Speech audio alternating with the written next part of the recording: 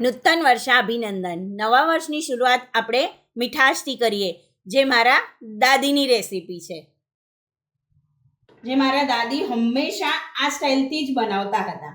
હવે અહીંયા મેં 2 વાટકી તુવેરની દાળને 1 કલાક માટે પલાળી દીધી હતી.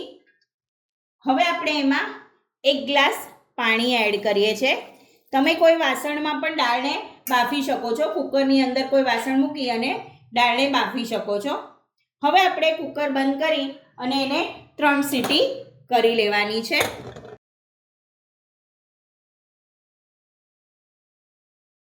હવે આપણે એની 3 સીટી કરી લઈએ. ચેક કરી લઈએ. તમે જોઈ શકો છો દાળ સરસ બફાઈ ગઈ છે અને એકદમ કોરી છે. હવે આપણે એને હાથમાં લઈ અને દબાવી જોઈએ. દાણો ગરમ હશે એટલે ધ્યાન રાખવાનું.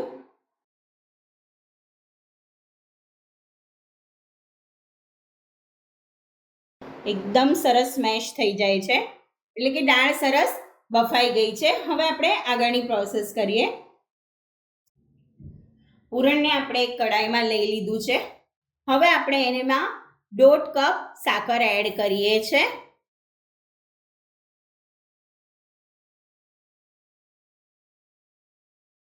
જો તમને ગળ્યું વધારે ભાવતું હોય તો તમે 2 વાટકી આપણે દાળ લીધી છે તો તમે 2 વાટકી સાકર નાખી શકો છો. હવે આપણે એને મિક્સ કરી લઈએ.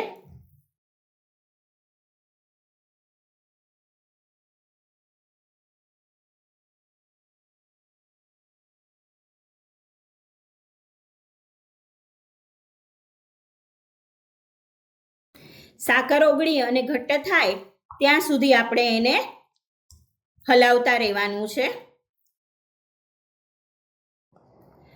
તમે જોઈ શકો છો સાકર સરસ ઓગળી ગઈ છે અને પૂરણ ઘટ્ટ થવા લાગ્યું છે. હજી આને 4 થી 5 મિનિટ માટે આપણે થવા દઈએ છે. તમે જોઈ શકો છો પૂરણ સરસ મજાનું તૈયાર થઈ ગયું છે. હવે આપણે ગેસ બંધ કરી અને પૂરણને ઠંડુ કરી લઈએ. મીનવાઇલ આપણે લોટ બાંધી લઈએ. હવે આપણે લોટ બાંધી લઈએ. અહીંયા મેં 1 કપ ઘઉંનો લોટ લીધો છે. એમાં આપણે 1 ચમચી જેટલું તેલનું મોણ એડ કરીએ છીએ.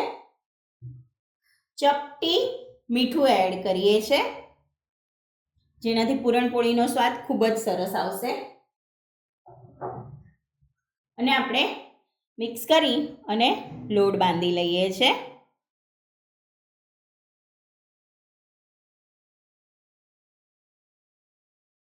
થોડું થોડું પાણી નાખી અને લોટ બાંધતું જવાનું છે. આપણે નોર્મલ જે રોટલીનો લોટ બનાવતા હોઈએ ને એવો જ બાંધવાનો છે.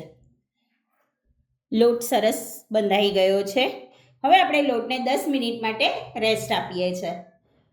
અટામણ લઈએ છીએ. હવે આપણે પૂરણપોળીને વણી લઈએ.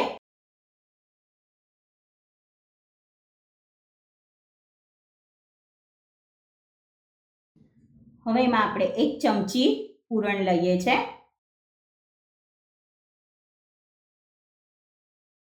અહીંયા મેં પૂરણ પ્લેન રાખ્યું હતું. જો તમારા ઘરમાં ખવાતું હોય તો અહીંયા પૂરણની અંદર તમે એલચી, જાયફળ અને કેસર આ ત્રણેયનો ઉપયોગ કરી શકો છો. આવી રીતે આપણે પૂરણપોળીને વાળી લેવાની છે. ફરીથી આપણે અટામણ લઈએ છીએ અને સરસ મજાની નાની નાની પૂરણપોળી હલકે હાથે આપણે વણી લઈએ છીએ. એકદમ હલકા હાથે વણવાની છે.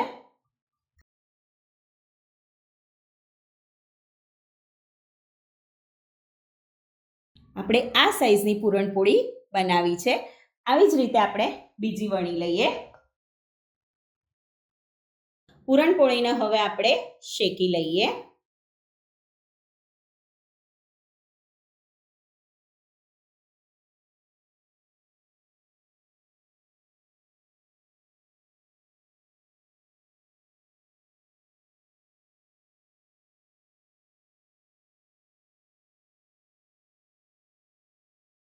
આવી જ રીતે આપણે બધી પૂરણપોળી શેકી લઈએ.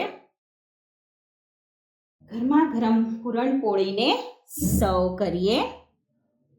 મારા દાદી તો છે ને આવી રીતે ઉપરથી ઘી રેડે અને પછી એને આમ કરીને અમને ખાવા આપે. એમ કહેતા પૂરણપોળી તો ઘીમાં જ બોળી. તો છે ને સરસ મજાની ગુજરાતી ટ્રેડિશનલ મારા દાદીની સ્ટાઇલની પૂરણપોળી તૈયાર છે. મળીએ નવી રેસીપી સાથે. ત્યાં સુધી સ્વસ્થ રહો, મસ્ત રહો અને ખાતા રહો. અને હા, લાઈક, શેર અને ફોલો કરતા રહેજો. અને આ પૂરણપોળી તમારા ઘરે ચોક્કસથી બનાવજો અને મને જણાવજો કે કેવી બની. Thank you so much.